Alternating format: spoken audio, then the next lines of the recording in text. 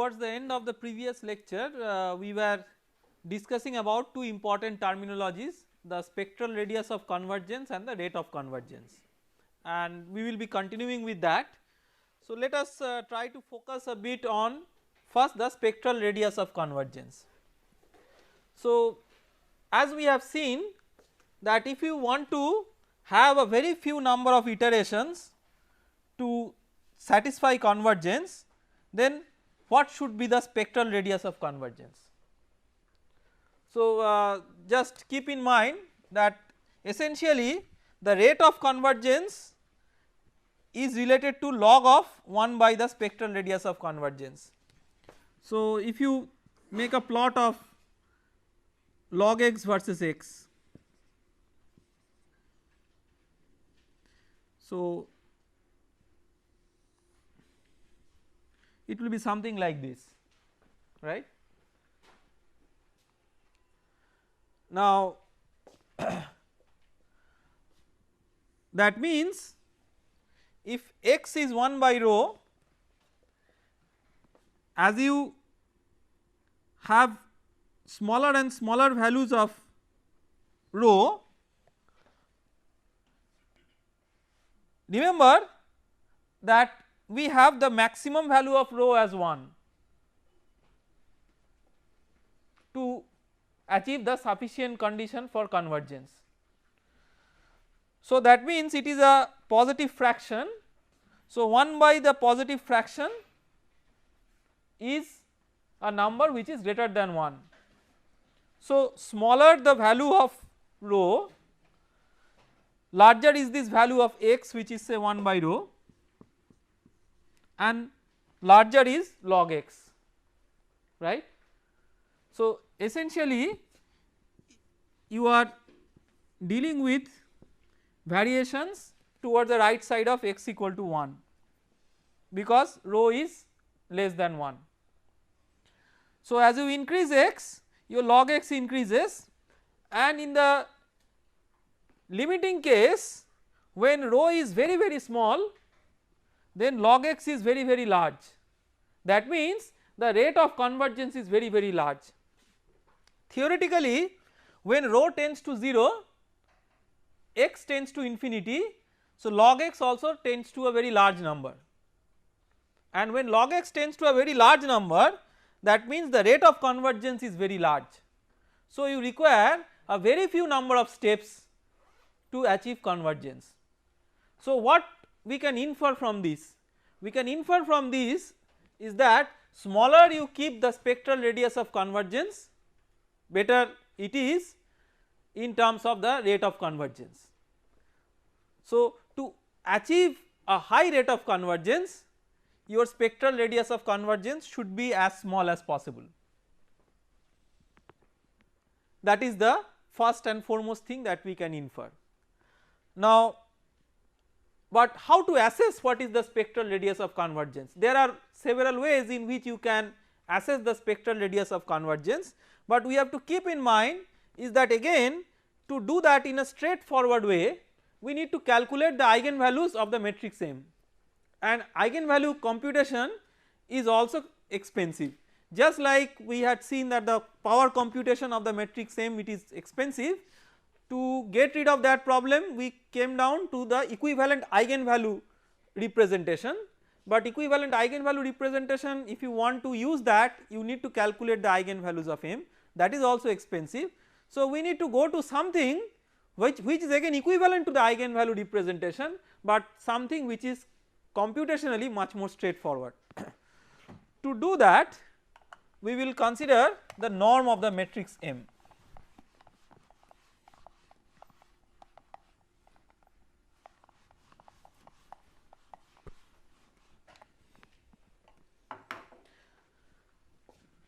So remember that MV is equal to lambda V. Lambda is the eigenvalue of the matrix M.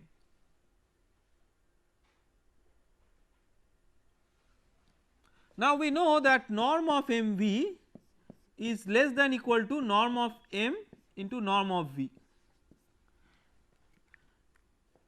and because MV is equal to lambda v, therefore norm of mv is mod of lambda into norm of v.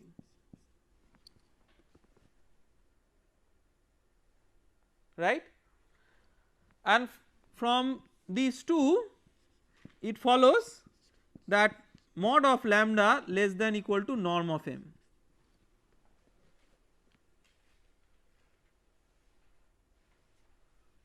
Since mod of lambda is less than equal to norm of m, maximum of mod of lambda is also less than norm of m, that is the spectral radius of convergence is less than equal to norm of m.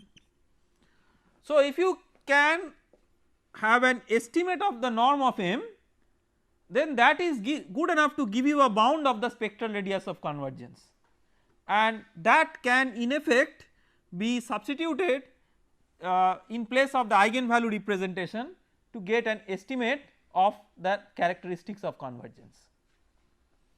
Okay. Now, when you say the norm of m, again the question comes that which norm? I mean there we have seen that there can be several types of norms possible. So, but some of the limiting norms are, and some of the norms which are easy to calculate are the first norm and the infinity norm, that is the column sum norm and the row sum norm. So, a conservative estimate, so an estimate of rho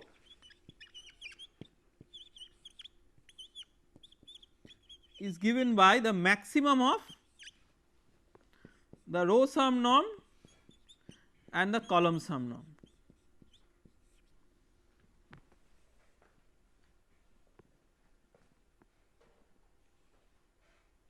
That is, out of these two types of norms,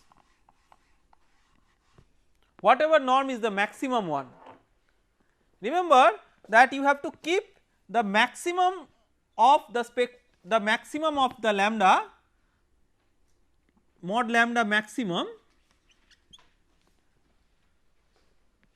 out of all lambda i's, that you need to keep less than 1, and norm of m is always greater than that one. Out of all possible norms of m, whatever is the maximum, that if you keep less than 1, that means you are maintaining the, or you are satisfying the sufficient condition for convergence. So, you are becoming very conservative. You know that whatever is the norm of m, that is greater than rho. For you it was sufficient to satisfy rho less than equal to 1, but if you satisfy norm of m less than equal to 1, then implicitly you are satisfying rho less than 1 definitely, and out of the two extreme norms, one of those whatever is the greater one, that you satisfy as less than 1. So, that means the other one will automatically be less than 1. So, your sufficient condition for convergence boils down to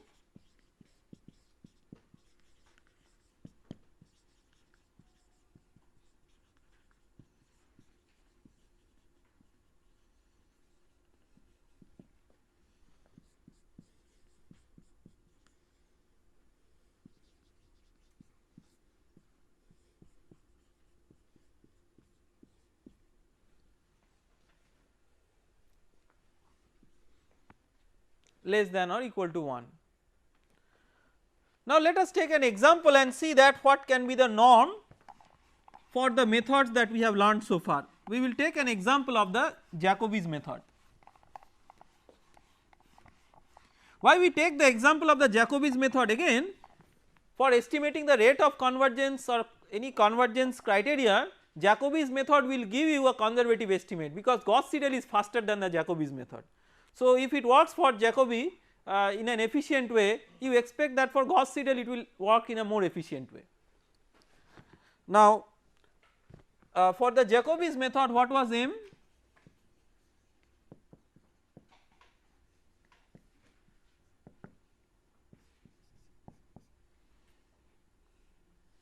Minus d inverse L plus u. This was m for the Jacobi's method.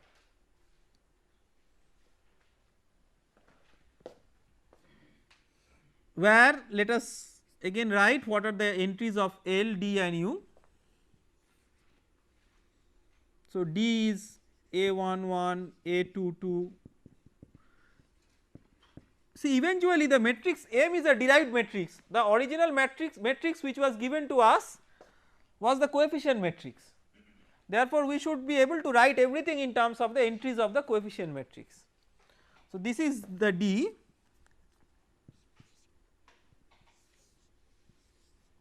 and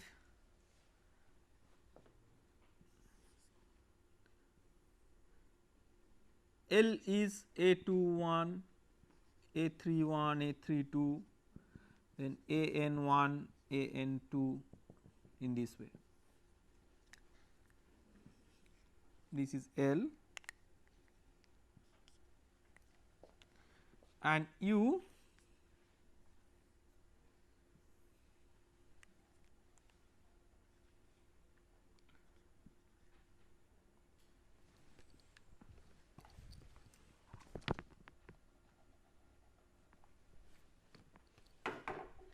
is A23, A24 in this way, sorry, I will start with A12,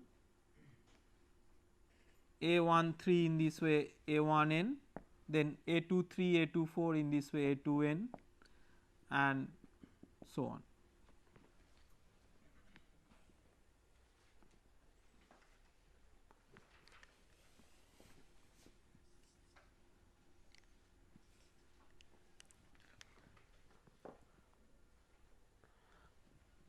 Now, D inverse into L plus U. So, D inverse roughly represents what? It remember the diagonal for each row contains only one number. So, D inverse roughly represents the division by the diagonal component of the matrix. For a single scalar number, inverse is 1 by that one. For a matrix where you have more number of entries, it is systematically calculated in a more general way, but the diagonal matrix is a special type of matrix where only diagonal term is there. So, you can write this as L plus U means sum of the off diagonal terms divided by the diagonal term. So, now if you want to calculate the norm of this one, you can calculate either the column sum norm or the row sum norm. Let us consider the row sum norm as an example. So, if you consider the row sum norm, then what will be that?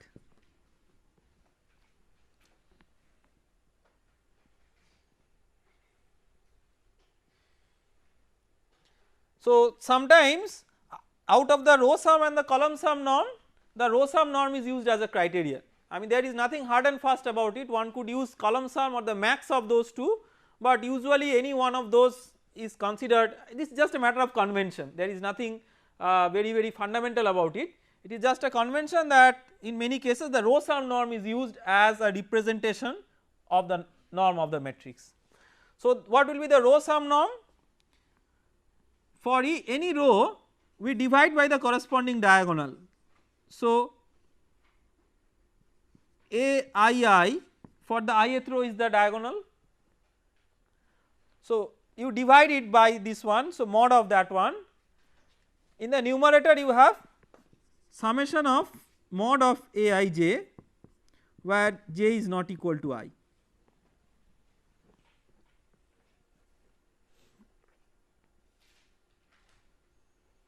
And this you expect to be less than equal to 1.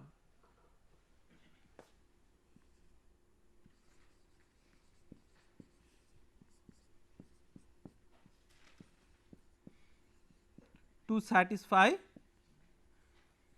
sufficient condition for convergence.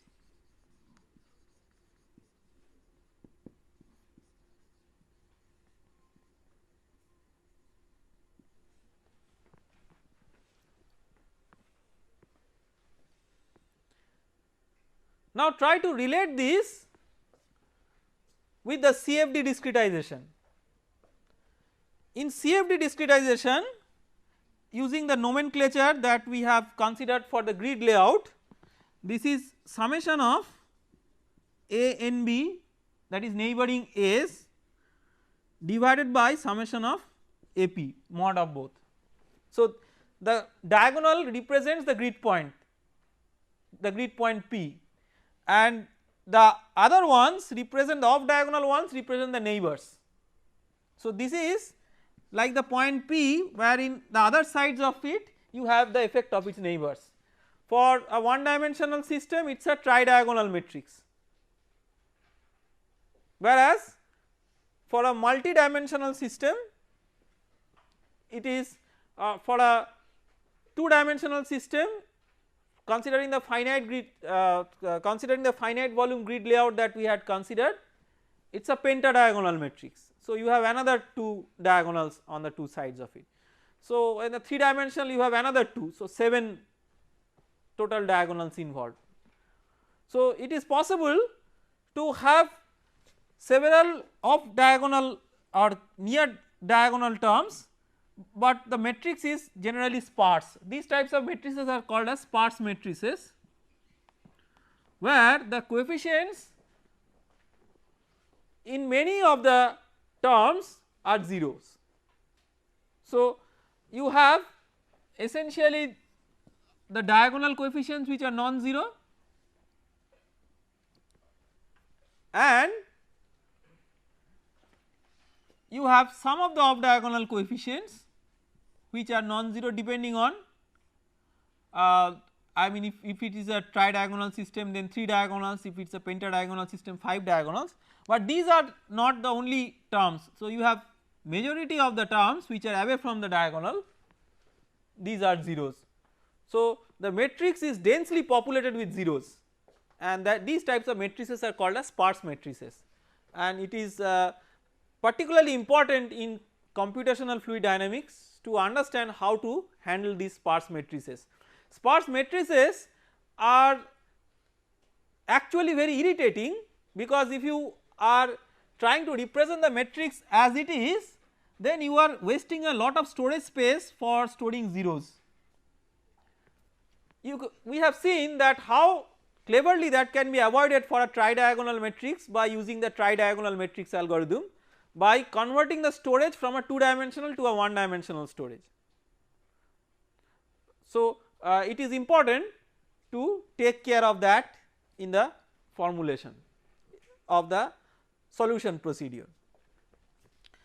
Now, coming back to this effect of the neighbors. So, you have effect of the neighbors as summation of the mod of the neighboring terms divided by the grid point contribution, and that needs to be less than equal to 1 to satisfy the sufficient condition for convergence.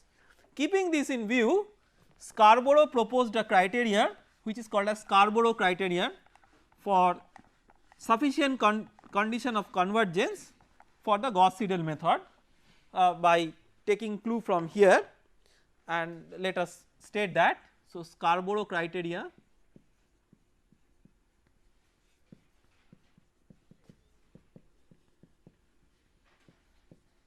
for sufficient condition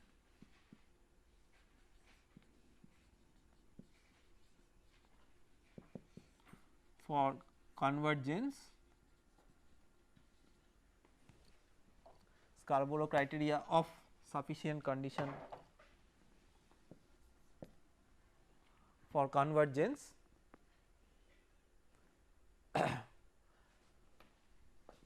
in Gauss-Seidel method.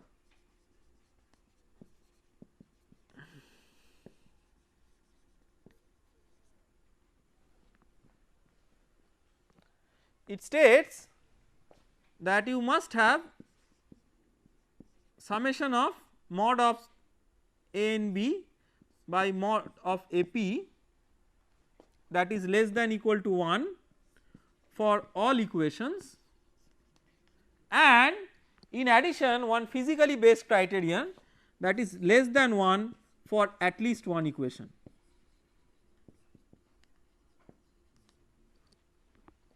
This is a very important consideration which we will try to discuss in more details. So, from the mathematical perspective that we have discussed so far, less than equal to 1 for all equations would have been good enough, because that means that if it is less than equal to 1 for all equations, that means for all rows considered together this is less than equal to 1. So, maximum row sum norm, that is less than equal to 1. Now, why less than 1 for at least one equation? So, the criterion says that it is not good enough to satisfy this less than equal to 1, that inequality should be a strict inequality in a sense that it should be less than 1 for at least one of the equations that you are solving for.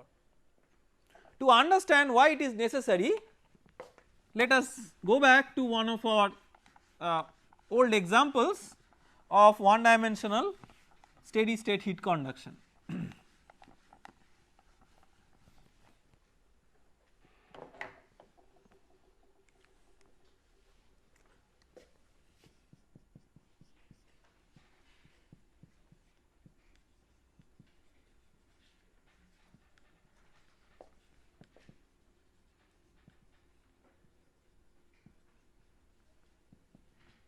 In a rod with uniform thermal conductivity and the source term equal to 0.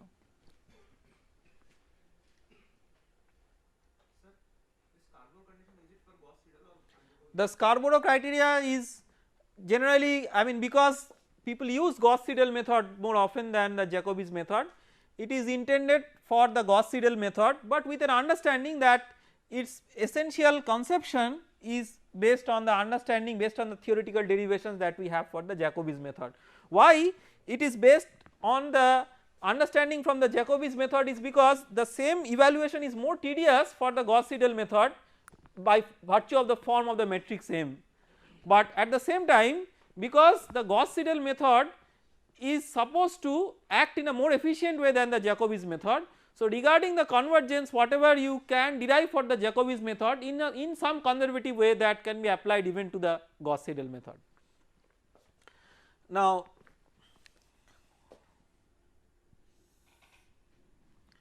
let us say that we have a rod of some length L, where we are specifying the heat flux boundary condition at both the sides.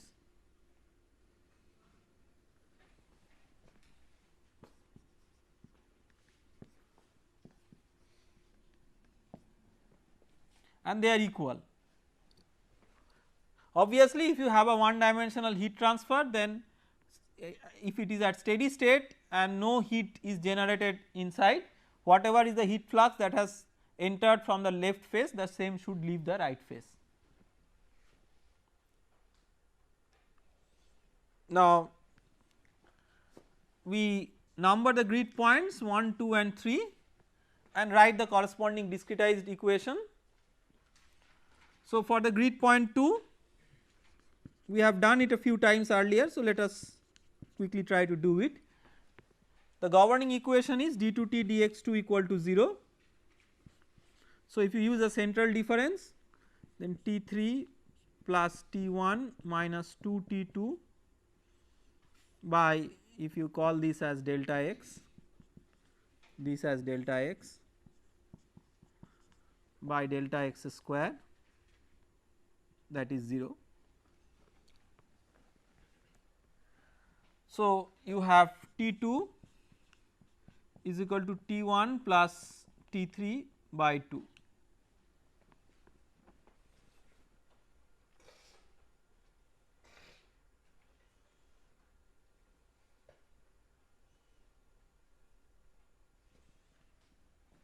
Then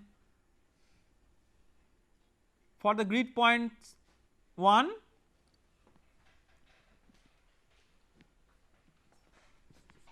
Q is equal to K into T2 minus T1 by delta x.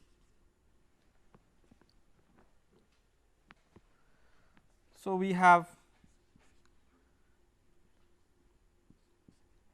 T1 is equal to T2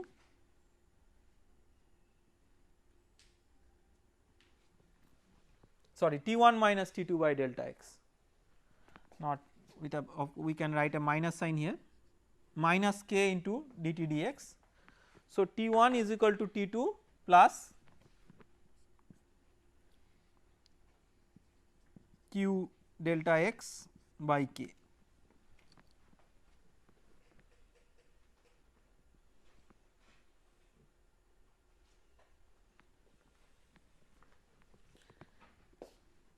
Just for symbolic notation, let us call it as C, some constant. Similarly, at the right boundary you have q is equal to k into T2 minus T3 by delta x, that means T3 is equal to T2 minus C.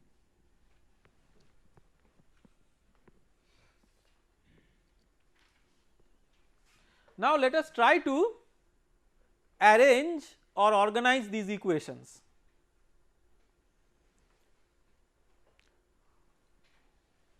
So, for the what are our equations? Equation 1, you have T1 is equal to T2 plus C, equation 2 2T2 is equal to T1 plus T3, equation 3 T3 is equal to T2 minus C.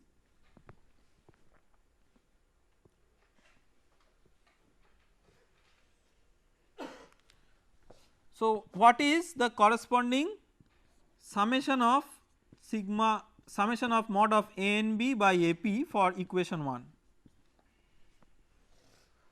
How many neighbors are there? One neighbor is there and the corresponding neighboring coefficient is 1 and A p is A1, that is 1. So, 1 by 1 this is equal to 1.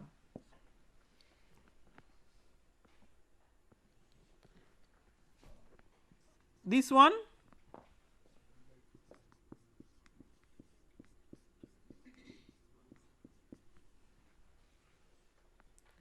so 1 plus 1 2 by 2, AP is 2, so that is 1. This one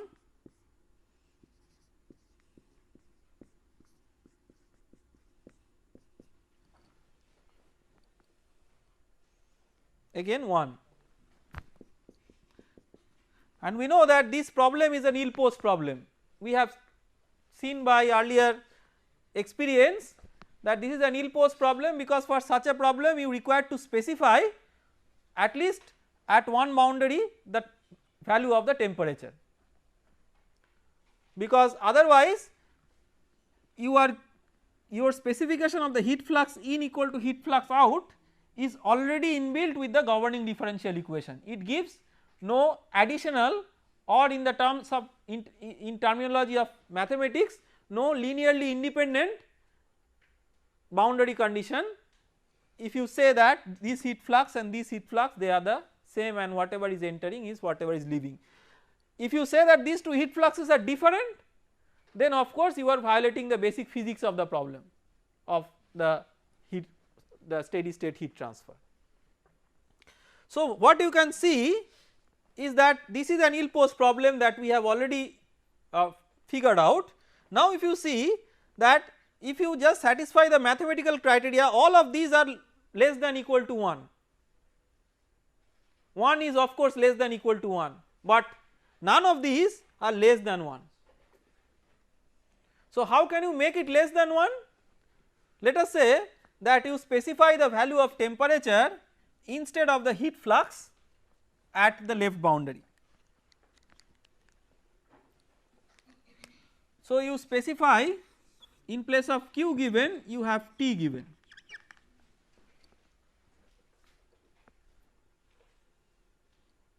If you have T given, let us say T equal to some T star.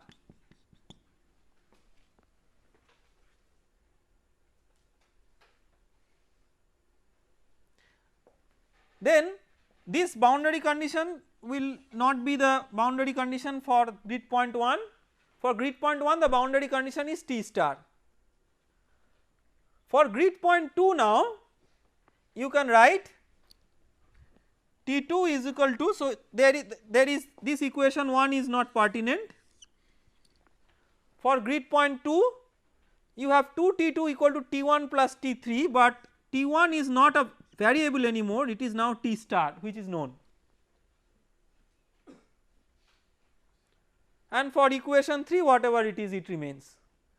So what now gets modified is for this equation 2 which is new equation 1, what is now mod of sigma sigma of mod of ANB by AP, it is 1 by 2, because now T1 does no more represent a neighbor, in a sense that neighbor is represented conceptually by something which is an unknown. Now you have already substituted a known here, so it is not a coefficient, it is of course physically a neighbor, but mathematically it is no more a coefficient, so mathematically it is no more a neighbor, mathematically the only neighbor is the point 3. So it is 1 by 2 and that means it is less than 1. So now you can see that with redefinition of this problem it satisfies the Scarborough criterion. So the whole understanding what we can derive out of this, that how nicely or beautifully physics follows mathematics or mathematics follows physics.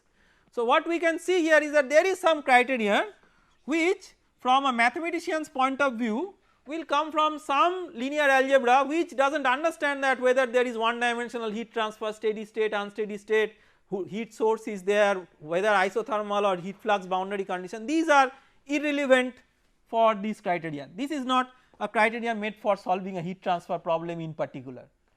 But if you look at the physics of the problem, you can see that how by ill-posing the physics you disturb this criteria or you violate this criteria, and by well posing the physics you can make the criteria satisfied, and that is very very important. So whenever we solve a problem using the Gauss-Seidel method, say we need to check this criterion, and if this criterion is violated, it most of the times will mean not an error in the discretization, but error in the problem formulation or specification itself in terms of giving the appropriate boundary conditions. That is where, see, in CFD most of the times people fail in solving the problem because of the error in correctly giving the boundary condition, because most of the times you are solving the same equation.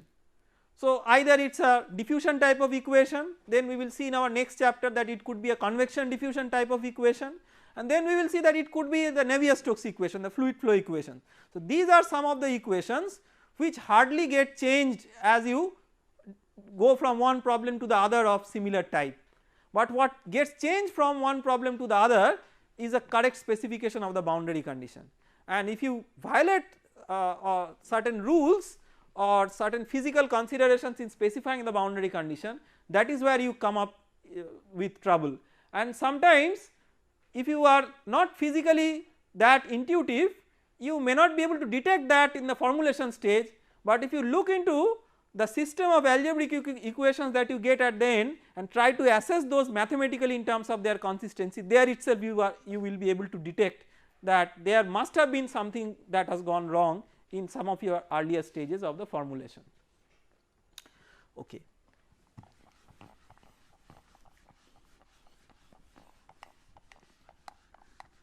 So with this understanding, let us try to work out a couple of examples to illustrate what we have learned so far in terms of the sufficient conditions for convergence for the iterative methods.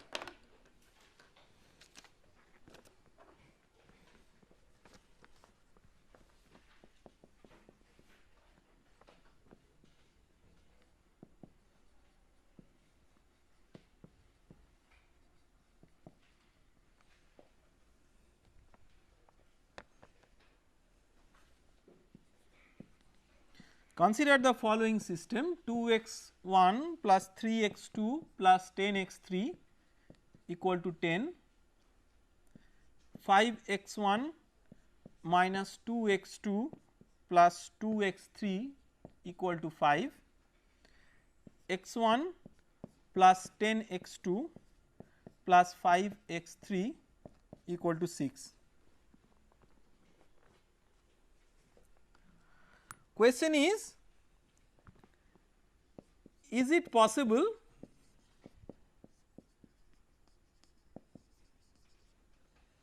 to follow an iterative method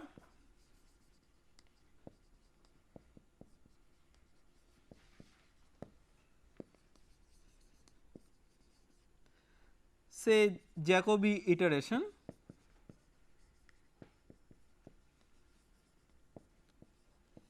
for the above system with guaranteed convergence.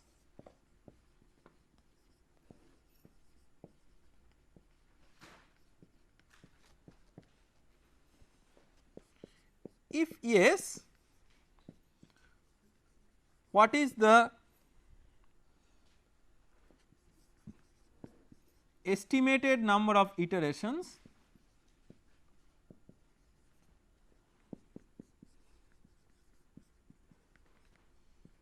to achieve 4 decimal accuracy?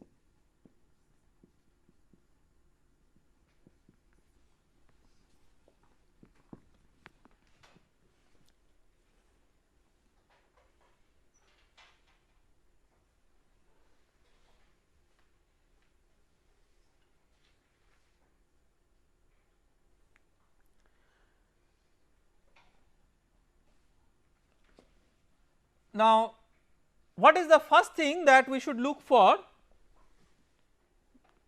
before assessing the method in more details?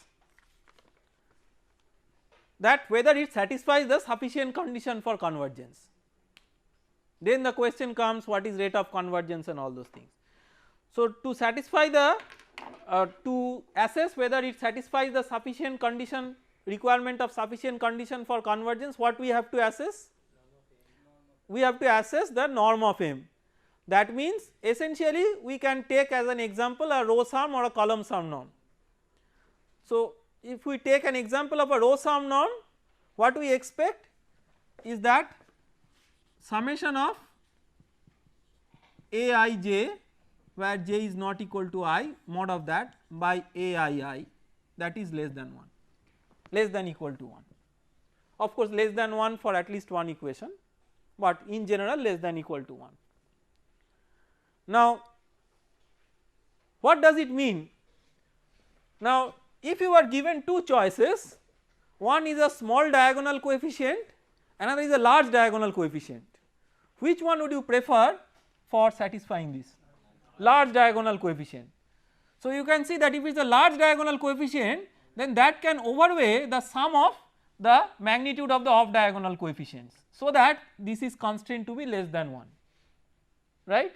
So, you can see this is very beautiful if you appreciate that it is in a different way, in different words talking about the diagonal dominance. See, when we were studying the elimination method, we were talking about the diagonal dominance, how to reorganize the system of equations to make it diagonally dominant, so that the diagonal element is much more dominant in that particular pivotal row that we were considering for Gaussian elimination with pivoting.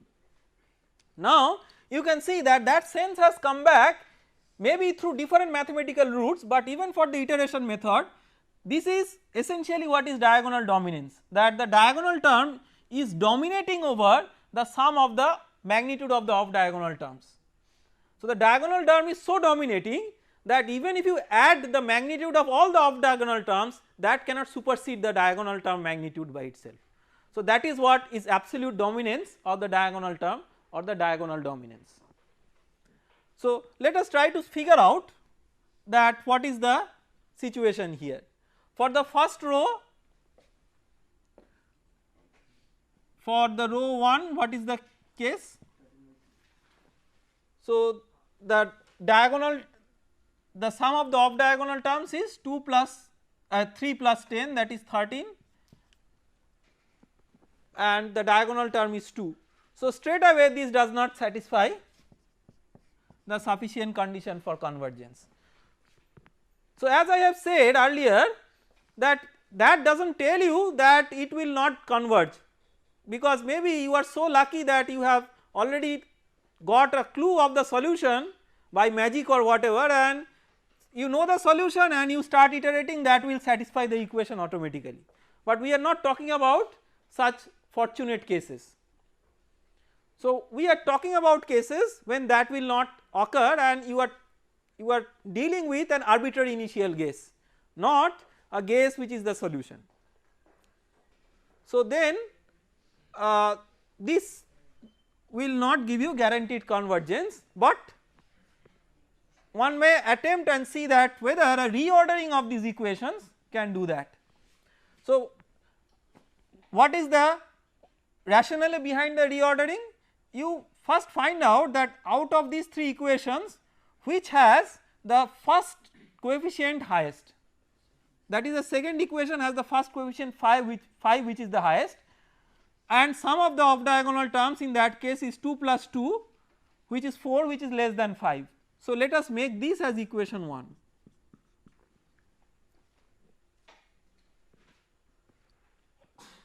Which has the second coefficient as highest?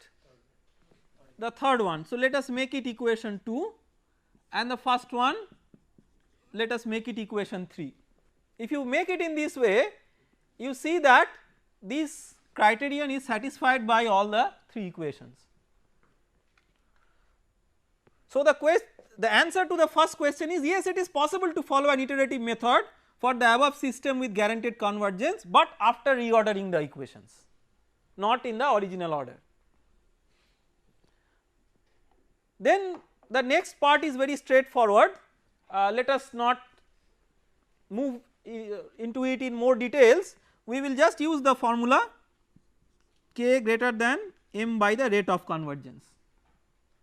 So, for the rate of convergence, that is log 10 1 by rho, and for rho you can take as maximum of either the row sum norm or the column sum norm.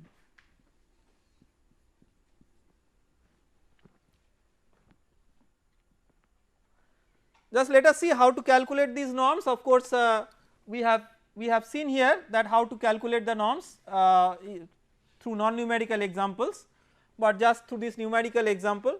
So, out of all the rows, so the row sum, what will be the row sum norm? For the first row it is, so the first row is corresponding to this equation 1. So, that is 2 plus 2 4 divided by 5, sum of the magnitude of the off diagonal divided by the diagonal. For the second one it is 5 plus 1, that is 6 by 10. For the third one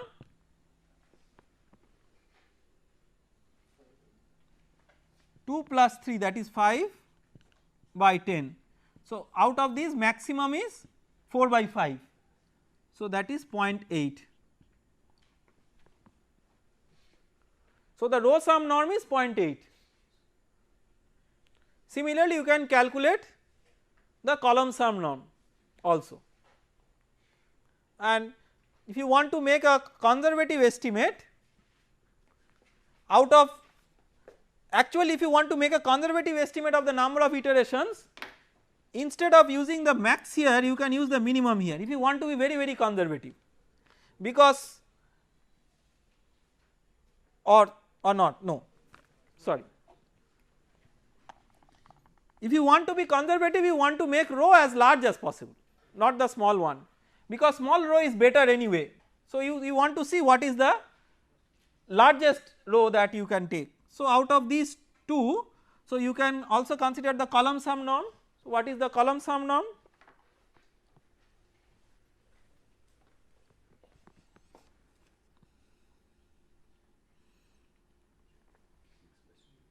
So, for the first column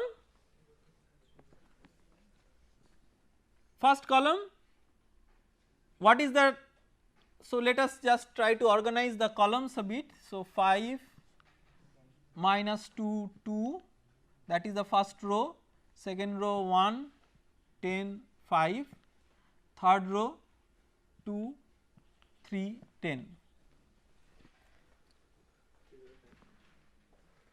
So, for the first it is 3 by 5, column 1 it is 3 by 5, column 2 5 by 10, column 3 7 by 10.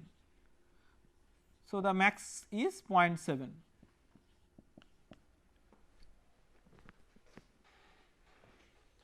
So, if you take the maximum of the row sum and the column sum norm, that comes out to be 0.8, and based on that you can calculate k, that is an estimate of the number of iterations to achieve the 4 decimal accuracy. Let us consider one more example.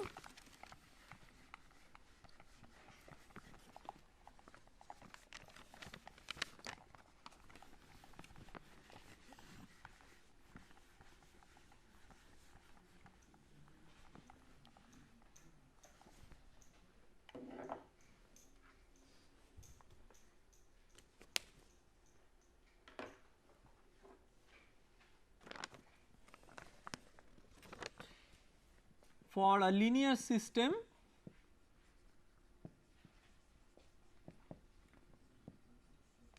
of size n,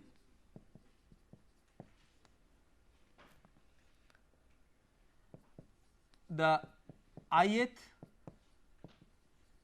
eigenvalue of the Jacobi iteration matrix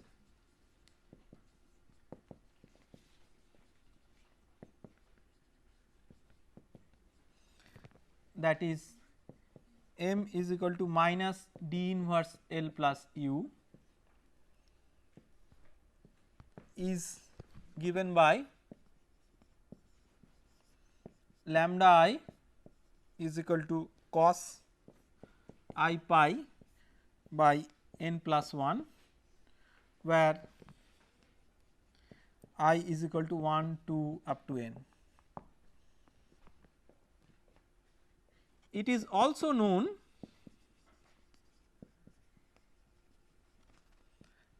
that for sufficiently large values of n,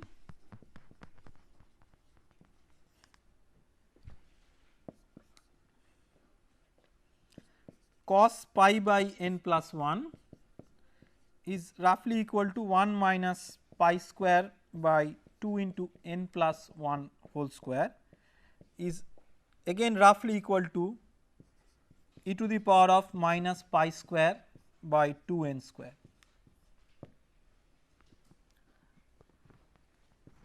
If the size of the coefficient matrix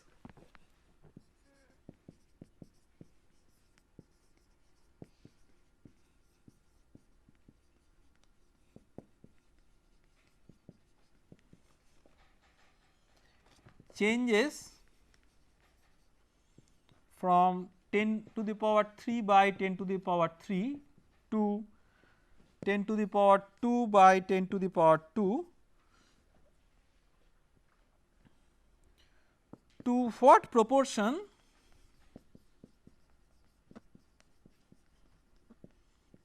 would the total number of iterations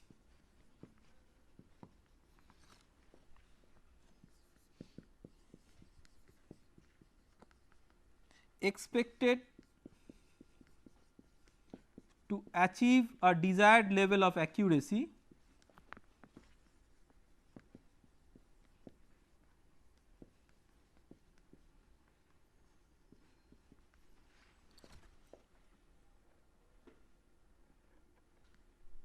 will decrease.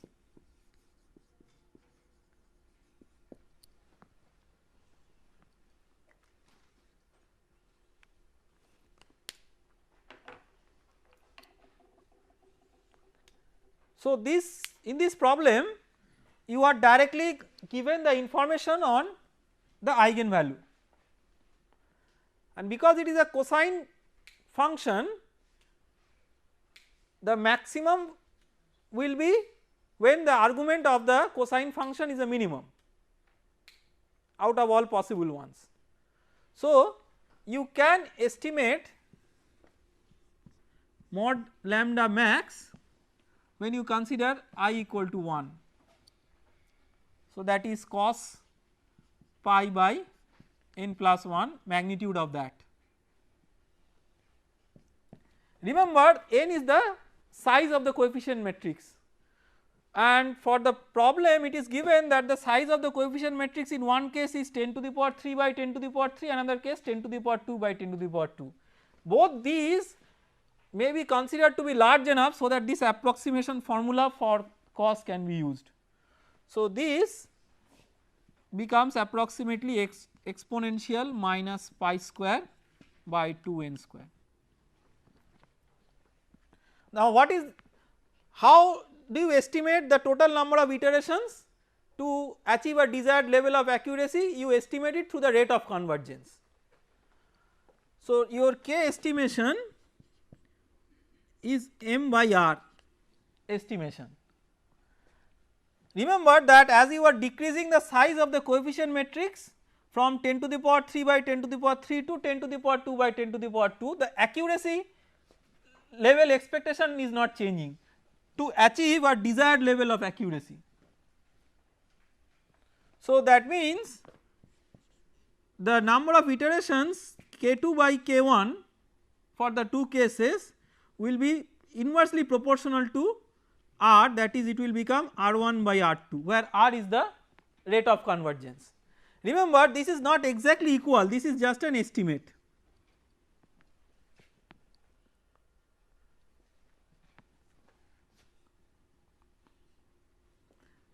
What is the rate of convergence for the first case? So, log 10, so minus log 10 of mod lambda max in case of 1 divided by minus log 10 of mod lambda 2 max, 2 for case 2. So, for case 1 you have to substitute n equal to 10 to the power 3, and for case 2 you have to substitute n equal to 10 to the power 2.